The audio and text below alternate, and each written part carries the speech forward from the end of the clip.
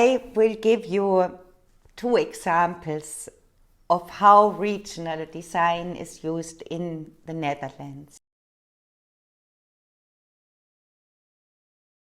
An interesting historical example of how regional design can be used to create new knowledge and aid in formulating planning goals is a design initiative called Nederland nu als ontwerp, or the Netherlands now as design, from the year 1987.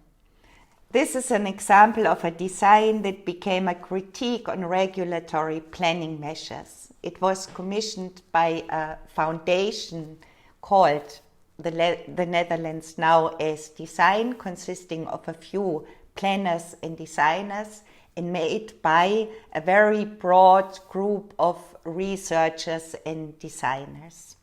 We see here 4 scenarios on a national scale, plus one of the 32 design fragments on a local scale. These scenarios are near to utopian, looking into extremes. This to stimulate reflection on overarching planning approaches and measures by the Dutch national government at the time. A very important task of regional design is the reflection on what planning measures mean for very concrete local situation.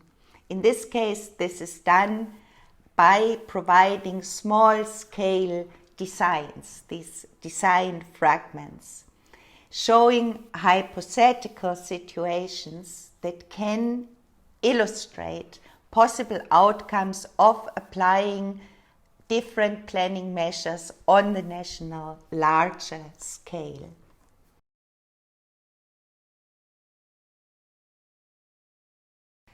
A more realistic example is Ruimte voor de rivier, or Space for the River. This is a program that was built by the Dutch national government, and this program involved a broad range of designers in bringing this program into practice.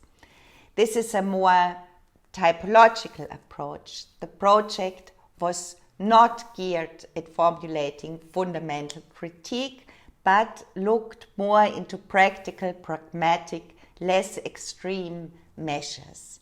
It proposed spatial solutions for kinds or types of situations along the river and offered kinds or types of solutions. Planning implies typological thinking. In planning, there must be general rules that can be applied to different situations. So planners must think in kinds of problems and situations, and this you can see back very often in regional design approaches. In the two examples, we have seen 3 different regional design approaches that can be applied. Thinking in scenarios, shifting the focus from the large to the small scale and back, and typological thinking in kinds of problems and solutions. All these techniques inform reflection on planning.